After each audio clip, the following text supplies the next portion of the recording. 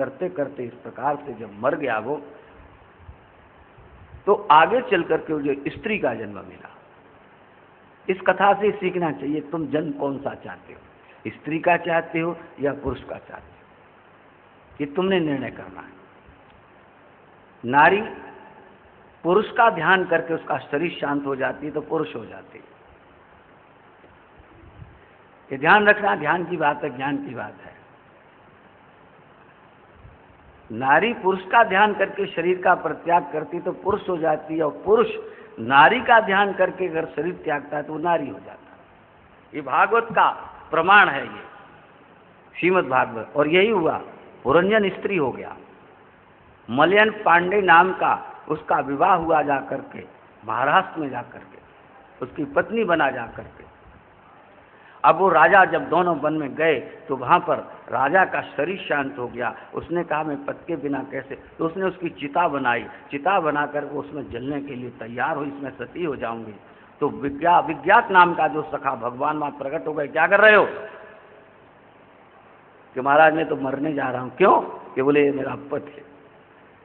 अरे भूल गए तुम, याद करो मैं तुम्हारा वही सखा हूं विज्ञात, जो हम तुम दोनों इस संसार में निकले थे। तो ये जीव संसार के माया मोह में फंसकर संसार में लग जाता है। भगवान दूर से देखता पर हमें कभी कभी चेताता है। बोले न तुम स्त्री हो न तुम पुरुष हो, न तुम स्त्री हो न तुम पुरुष हो, तुम मेरे अंश हो। इसलिए इस भाव का परित्याग करके परमात्मा का भजन करो, नाम जप करो, भगवान का उपदेश पाकर के ज्ञान। इस प्रकार का जब नारद ने पुरंजन को दिया, उसको दिया, प्राचीन बहिर को दिया, ये दृष्टांत सुना करके, तो प्राचीन बहिर की आंखें खुल गई कि महाराज मेरा तो सारा जीवन ऐसे ही चला गया, अब मुझे क्या करूं। भगवान ने कहा, नारद ने कहा कि हे प्यारे घबराने की कोई बात नहीं है, कोई बात नहीं। हमारे गुरुजी कहा करे जो बीत गई सो बीत गई, आगे उम्र संभालो मैं। कोई भी आता था, बूढ़े लोग आते, महाराज बोले कोई चिंता मत करो, अरे अभी जितनी श्वासें हैं कम से कम इतने तो भजन कर लो, यही तुम्हारे काम है। एक घड़ी आधी में पुनियात, तुलसी संगत साध की, कटे कोट अपराध। कोई चिंता की बात नहीं, कोई घबरा की बात नहीं। एक घड़ी के सिमरने पापी तरे अनेक। खटवांग राजा का आप चरित्र सुनते हैं, अनेक प्रकार के चरित्र आप सुनते हैं। तो कोई चिंता पर चेतना हमारे जीवन में हो जानी चाहिए। चेतना परम आवश्यक है।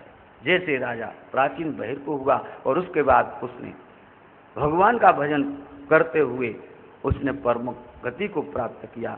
इस प्रकार से पुरंजनोपाख्यान का इसमें वर्णन आता है। और इसमें आगे चल करके आप देखते हैं कि राजा नाभि भी हुए। राजा नाभि ने पुत्र प्राप्ति करने के लिए यज्ञ किया, बहुत बड़ा यज्ञ किया। और यज्ञ के माध्यम से यज्ञ भगवान जब प्रकट हुए उनसे प्रार्थना की, और यज्ञ भगवान से प्रार्थना की। ब्राह्मणों ने कहा महाराज हम तो आपके ही भरोसे रहते हैं, महाराज हम तो आपका ही गुणगान गाते रहते हैं, आपके अतिरिक्त हमारा और कौन है महाराज। यज्ञ देव उन्होंने क्या, यज्ञ भगवान ने बोलो ब्राह्मणों तुम क्या चाहते हो। कि बोले महाराज हमारे राजा के घर में संतान नहीं है, हम इसीलिए यज्ञ कर रहे हैं। हम चाहते हैं आप जैसा पुत्र हमारे राजा के घर होना चाहिए। ब्राह्मण भी कभी कभी हमारे लिए प्रार्थना कर देते हैं, संत भी हमारे लिए कभी कभी प्रार्थना करें। इसीलिए हम घरों में ब्राह्मणों से अनुष्ठान कराते हैं। संकल्प करा लिया जाता है आपसे, अनुष्ठान ब्राह्मण कर देता है, आपका कार्य संपन्न हो जाता है। तो हमारे यहाँ ये भी कार्य परंपरा से चलते चले आ रहे हैं। तो इस प्रकार से नाभि महाराज ने जब इस प्रकार से यज्ञ किया, भगवान प्रसन्न हो गए। भगवान ने कहा भाई मेरे जैसा तो मैं ही हूँ और कोई है ही नहीं, मुझे ही तुम्हारे घर में पुत्र बन करके आना पड़ेगा। उनके घर में पुत्र रत्न का जन्म हुआ जिनका नाम ऋषभ देव हुआ। और ऋषभ देव का जीवन बड़ा उदात्त चरित्र है। अवधूतों के लिए, जो अवधूत वृत्ति के महापुरुष हैं, उनको ऋषभ देव का चरित्र पढ़ना चाहिए और अनुकरण करना चाहिए। जैन समाज में उनको प्रथम तीर्थंकर ऋषभ देव जी को माना जाता है। राजा अरिहंत नाम के राजा हुए, उन्होंने जैन धर्म का उस काल में बहुत प्रचार और प्रसार किया था। तो इस प्रकार से ऋषभ देव महाराज का प्राकट्य हुआ। और ऋषभदेव महाराज बड़े ही शक्तिशाली थे। उनके ही घर में जाकर उनके 100 पुत्रों का जन्म हुआ ऋषभदेव के यहाँ। 100 पुत्रों का जब जन्म हुआ तो ऋषभदेव ने एक बार अपने पुत्रों को बुलाकर उपदेश किया। प्रभु श्री राम का भी ऐसा वर्णन मिलता है कि जब उनका राज्याभिषेक प्रभु श्री राम का हुआ, समस्त जनता को उन्होंने बुलाकर उन्होंने श्री राम ने भी उपदेश किया। तो राजा ऐसा होना चाहिए जो अपनी प्रजा को पुत्रवत पालन किया करते थे। पुत्रवत शब्द का अर्थ होता है जैसे वो अपने पुत्रों से प्रेम करते थे वैसे ही प्रजा से प्रेम करते थे पहले के राजा।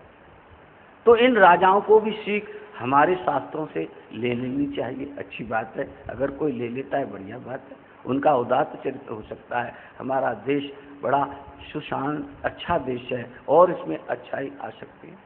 ऋषभदेव के 100 पुत्र हुए, उन्होंने उनको उपदेश किया राज्य करने का ढंग, और अंत में यही कहा पुत्र ये सब नाशवान है, अंत में भगवत भजन ही जीवन का सार है।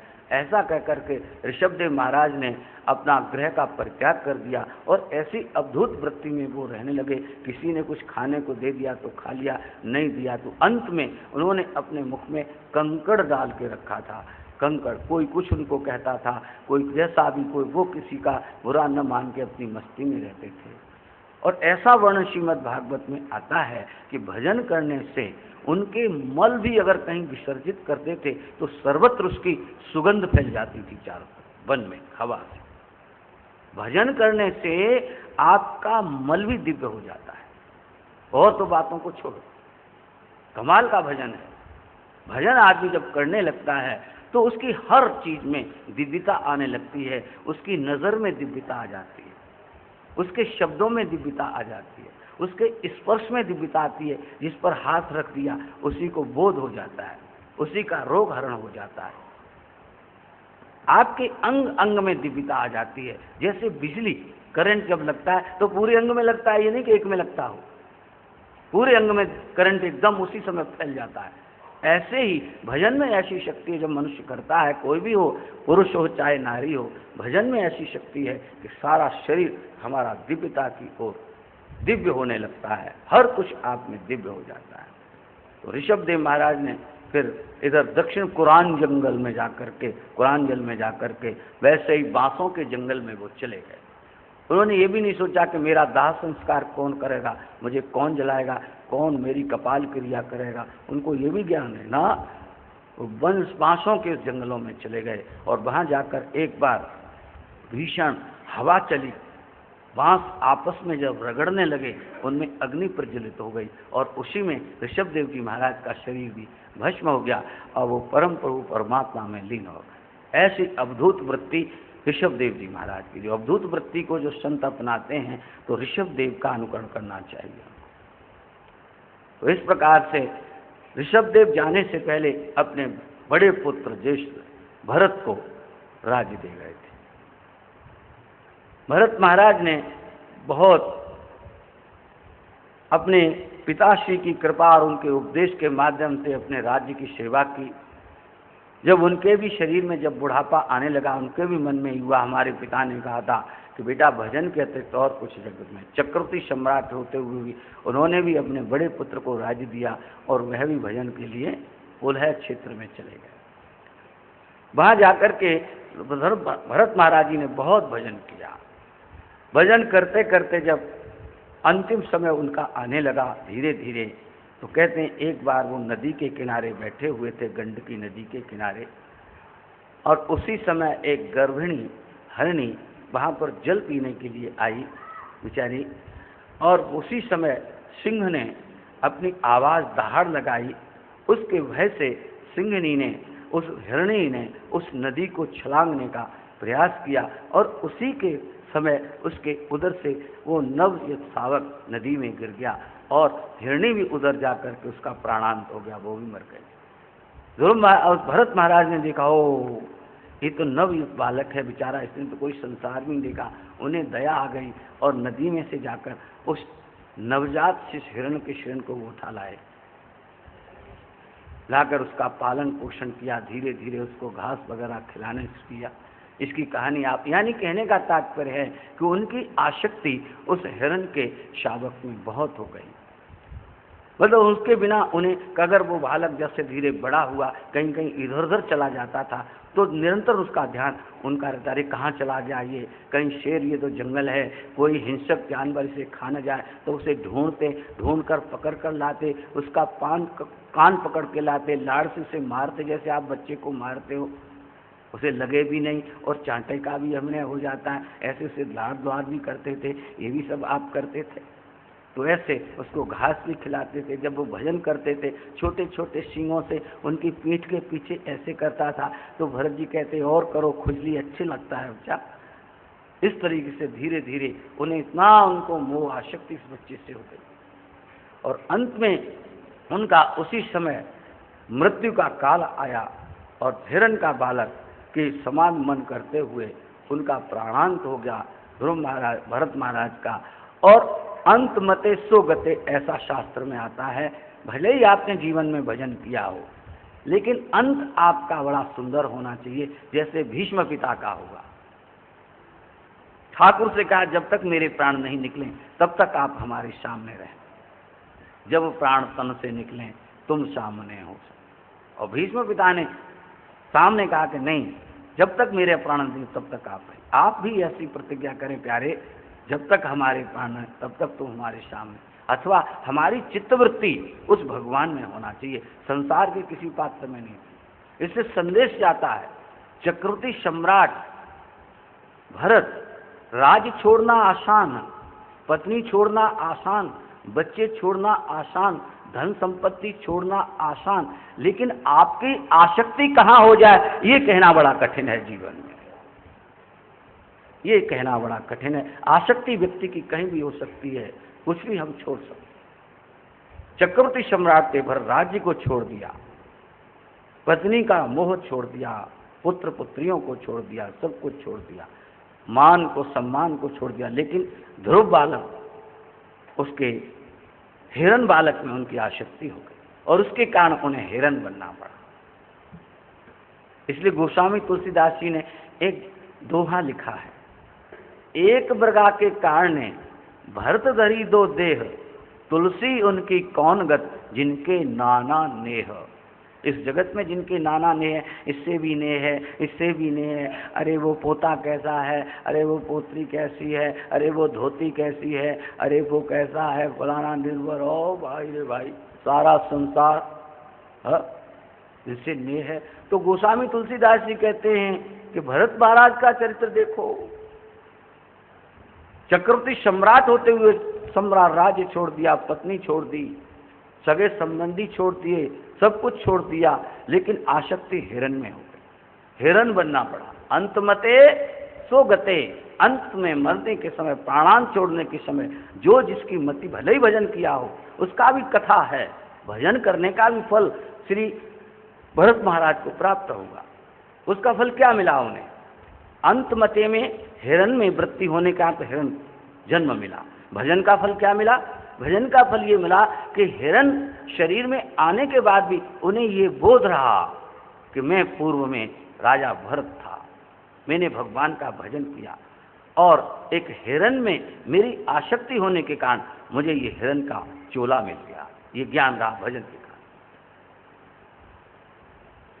इसलिए भक्ति का करना, भक्ति ऐसी है, भक्ति आपकी कभी खाली नहीं जाती। जैसे लोग कहते हैं कि पाप की जड़ पाताल में हरी होती है, मैं भी कह सकता हूं ऐसे पुण्य की जड़ भी पाताल में हरी होती है। यही नहीं कि पाप की जड़ हरी होती है, पुण्य की भी जड़। भक्ति भी आपकी हमेशा आपका साथ देती है। इसलिए भक्ति करना हमारा परम कर्तव्य है, और नहीं करते तो करने में आज से ही लग जाओ, आज से नहीं अभी से लग जाओ। काल करे सो आज कर, आज करे सो अब, पलने परले होएगी गौर करे, करने लग जाएगी। तो भक्ति महाराज के कारण ध्रुव महाराज को पूर्व चरित्र का बोध रहा, और ये गज में आप देखते हैं जो गज ग्राहक का जो है, उस गज को भी ये भक्ति के कारण अपनी बाद में उसे ज्ञान हुआ कि मैं मल्यध्वज नाम का राजा था, ऋषि के शाप के कारण मेरे हाथी का शरीर मुझे मिला, अगस्त ऋषि ने शाप दे दिया। तो ये भक्ति के प्रमाण है हमारे भागवत में, सत शास्त्रों में। इनसे हमें बोध होता है कि नहीं, भक्ति हमारी भले ही अंत में हमारी कोई मति हो जाए और उसके कारण अगर हमें कोई दूसरी योनि मिल जाए, लेकिन हमने जो भक्ति की है इस वर्तमान काल में वो अवश्य आपके काम आएगी। भक्ति बीज बिनसे नहीं, जो जुग जाए अनंत, ऊंच नीच कुल उपजे, होए संत को संत, होए भक्त को भक्त। ऊंच नीच कुल, भले ही ऊंच और नीच कुल में हमारा जन्म हो जाए, भले ही हिरण में हमारा जन्म हो जाए, पर वो बीज विनिष्ट नहीं होता भक्ति का। इसलिए भक्ति सर्वोपरि जीवन में होनी चाहिए। भक्ति अमूल्य है हमारे लिए, उसको अनमोल रत्न है भक्ति, हमारा होना चाहिए। यही परम संपत्ति है हमारी, हमारे जीवन के लिए परम धन है तो यही धन है। पायोरी मैंने राम रतन धन पायो। मीरा श्री कहती हैं अगर मेरा धन है तो प्रभु का नाम है। राम नाम करे जो विचार, सो धनवंत गनी संसार। ये वाणी में आता है। इस संसार में धनी कौन है? केवल जो राम नाम का जप करता है, राम नाम पर विचार करता है, राम नाम का जो संग्रह करता है और जिसने कर लिया है, करने में लगा हुआ है, करवाने में लगा हुआ है, बोले वही मनुष्य इस संसार में सबसे बड़ा धन। राम नाम करे जो विचार, सो धनवंत गनी संसार। इस संसार में उसी को धनवान गिना। अथवा जिनका धन भगवत कार्यों में लगता है, जो अपने धन को ईश्वर के कार्यों में लगाते हैं, परमात्मा के कार्यों में लगाते हैं, कहते वो धन भी ईश्वरी धन हो जाता है, परमात्मा का धन हो, वो भी भक्ति तक हमें ले जाता है। आप भागवत का आयोजन करते हैं, कितने लोग उसको श्रवण करते हैं, उनमें जो भी भोजन प्रसाद जो लोग करते हैं, करवाते हैं, उसमें कितने ईश्वर के जो दास हैं, परमात्मा के दास हैं, उस शीत प्रसाद को ग्रहण करते हैं तो हमारा अन्न पवित्र हो जाता है, हमारा मन, तो वो भी भगवती भक्ति, वो भी ईश्वरीय हो जाता है। परमात्मा के खाते में हमारा खाता लिख जाता है, नाम लिख जाता है, तो हमारा धन वो पवित्र हो जाता है। तो इस प्रकार से श्री भरत महाराज को ये बोध रहा, हो ये तो मुझसे बड़ा गलती हो गई। अब बोले अब ऐसी गलती नहीं करूंगा, तो अब क्या करूं मैं? बोले मैं हिरणों के झुंड में नहीं जाऊंगा। हिरणों के झुंड में जाऊंगा तो मुझे उनकी आसक्ति हो जाएगी। मैं वहीं जाऊंगा जहां मैंने भजन किया था। और भरतश्री उस हिरण के चोले में वहीं पुलय क्षेत्र में चले गए जहां पर कभी उन्होंने गंडकी के निकाय जहां भजन किया था, ये स्मृति थी उनको। और वहां जाकर वो भजन करने लगे। जीवन यापन करने के लिए, क्षुधा के लिए थोड़ी सी जरा सी अपनी घास खा ली और अपने बैठे जो पूर्व का नाम था उसे जपते रहते थे। समय आने पर उनका वह शरीर भी पात हो गया और एक ब्राह्मण के घर में, अग्निहोत्री ब्राह्मण के घर में उन्होंने जन्म लिया। वहां भी उनका नाम भरत ही पड़ा, पर वहां जड़ भरत पड़ा। आपको सबको मालूम है जड़ भरत का कैसा चरित्र रहा। उसमें बस यही मैं कहता हूं कि वो जब एक बार उनके दिव्य शरीर को देखकर एक लुटेरे, एक जो लुटेरों का सरदार था, उसने अपने घर में संतान की प्राप्ति के लिए, मनुष्य की बलि देने के लिए, देखो ऐसा पहले लोग करते थे, पर ये हमारे शास्त्रों में निषिद्ध माना गया है, उसे नहीं करना चाहिए। और उसका फल हम नहीं तो वो सामने वाला देवता ही उनको दे देता है। और इस प्रकार से भरतश्री महाराज को परम ब्रह्म ज्ञानी महापुरुष थे। अब उन्हें कोई पकड़ ले गया तो उन्होंने उसे मना नहीं किया कि तुम कहाँ पकड़ के लेके जा रहे हैं मुझे। इतने बलवान थे वो, चाहते तो झड़क के छूट सकते, बोले नहीं, वो ब्रह्म ज्ञानी थे। होए ऐसो जो राम रच राखा, को कर तर्क बढ़ावे शाखा। जो ईश्वर पर निर्भर रहने वाले लोग हैं वो तर्क और वितर्क नहीं करते, ईश्वर की सम्मति मानकर अपना जीवन यापन करते। भरतश्री उन्होंने पकड़ा, वो चले गए।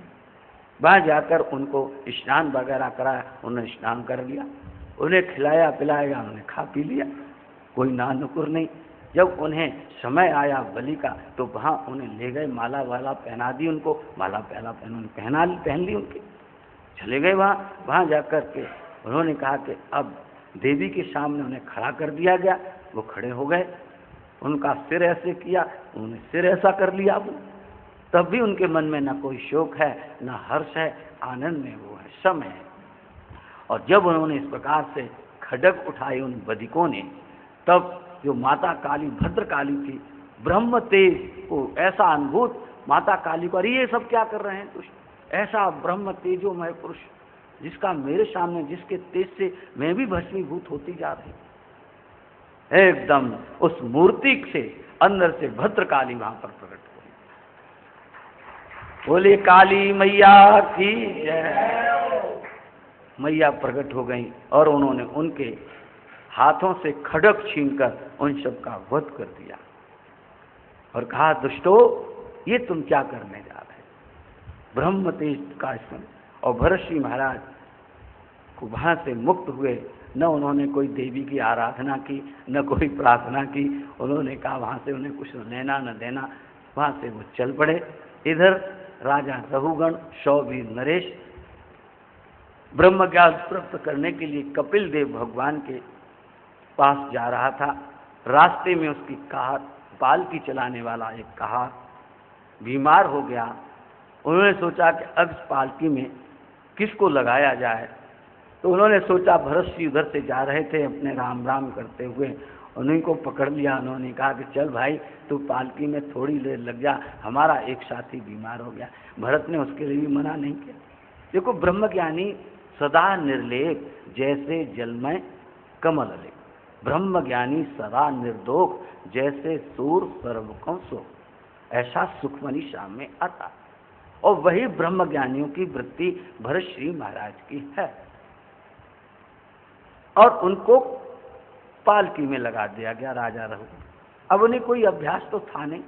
और एक चीज और है, मान लीजिए भरत श्री ने ये जानबूझ के भी किया हो, और ये आगे चलकर भरत श्री ने इसका उल्लेख किया भी है, क्योंकि भरत श्री ये जानते थे ये वही राजा जो मैं जिस पालकी को चला रहा हूं, जो मेरे ऊपर बैठा हुआ है पालकी में, ये वही हिरण का शावक है, ये वही हिरण का बच्चा है जिसको मैंने पाला था, और जिसकी आसक्ति में मुझे जो हिरण का जन्म मिला था वो यही वही हिरण है। आज मेरे संसर्ग पाकर ये राजा बन गया। हिरण जान, भरत श्री को ज्ञान हो गया ये वही राजन है और मुझे इसे ज्ञान देना है। भरत श्री इसलिए भी शायद अटपट चले चलने। कुछ महापुरुष कहते हैं कि नहीं, संत दिन से देखकर चलते हैं, कोई जीव की हिंसा न हो जाए, कुछ ऐसा न हो जाए, मान लेते हैं। उन महापुरुषों की भी बात मान्य है। संतों का स्वरूप ऐसा होता है, वो करुणा से भरे रहते निरंतर। और जब भरत चलने लगे तो उनकी चाल बेढंगी होने से वो पालकी कभी ऐसी होती कभी ऐसी होती। तो 2-3 बार ऐसी राजा राहुगढ़ को बड़ा क्रोध आया और कहारों को डांटा, क्यों रे तुम लोग सीधे क्यों नहीं चलते हो, क्या तुमको सबको ठीक करना पड़ेगा मुझे? तो उन्होंने कहा कि महाराज एक हमारा साथी बीमार हो गया है, एक नया आदमी हमने लगाया है और उसको इस प्रकार का अभ्यास नहीं है और वो इस कार्य में चल रहा है। तो उन्होंने कहा, उसको देखा तो बड़ा हट्टे कट्टे तंगड़े थे भरत सिंह। तो उन्होंने कहा इतना मोटा मजबूत आदमी और फिर भी ये नहीं ठीक चला, तो राजा को और क्रोध आए। और जब 1-2 बार उसका और सिर ऊपर का डंडा जो था उसमें लगा जाकर, तो वो राजा और भी गुस्से में, अरे तुमको ठीक करना पड़ेगा, व्यंग कसे, तुम तो बड़े पतले दुबले हो, जबकि वो मोटे ताजे थे, तुमको मुझे जरूर ठीक करना पड़ेगा। ये सब जब बातें उसने राजा ने कही, तब भरत सिंह ने कहा कि अब इसको ज्ञान देना का समुचित अवसर हमारे सामने आ गया है।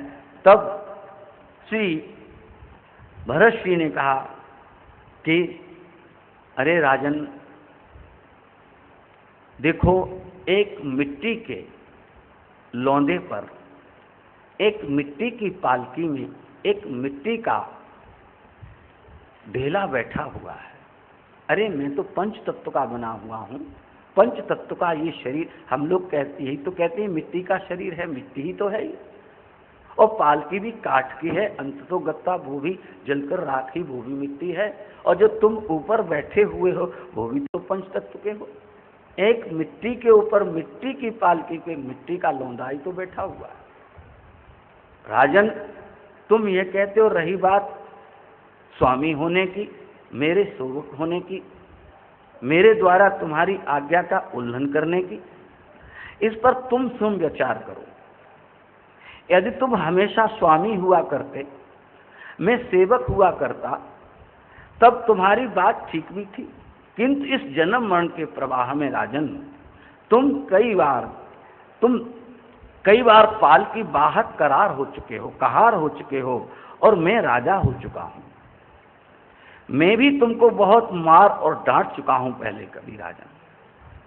जब तुम काल के अनादित्व पर ध्यान दोगे तो देखोगे उसमें क्या क्या नहीं हुआ।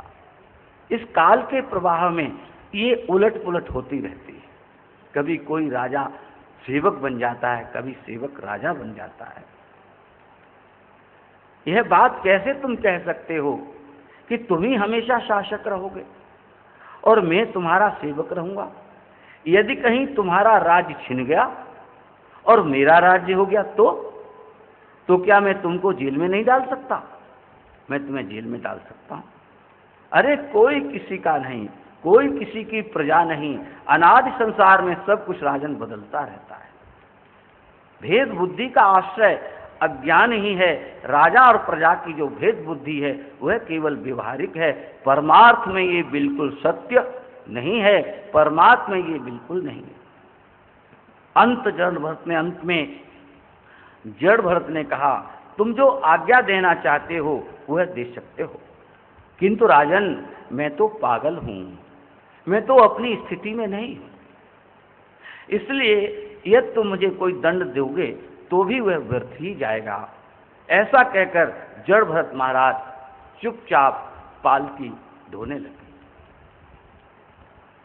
राजा रघुगण को एकदम जो ज्ञान प्राप्त करने के लिए कपिल देव के पास जा रहा है। हालांकि वो भी ज्ञान का जिज्ञासु है, उसके मन में भी ज्ञान प्राप्त करने की जिज्ञासा है। और जो जिज्ञासु व्यक्ति होता है कहीं भी अगर ज्ञान की बात सुनता है तो वो सचेतन हो जाता है, क्योंकि वो ज्ञान प्राप्त करने के लिए पिपासु है वो। और कहीं भी उसे अगर ज्ञान की बात मिलती है तो वो ये नहीं देखता ये कौन होगा। और उसके मन में ऐसा विचार सुनकर एकदम वह पालकी से नीचे कूद पड़ा राजा रघुगण।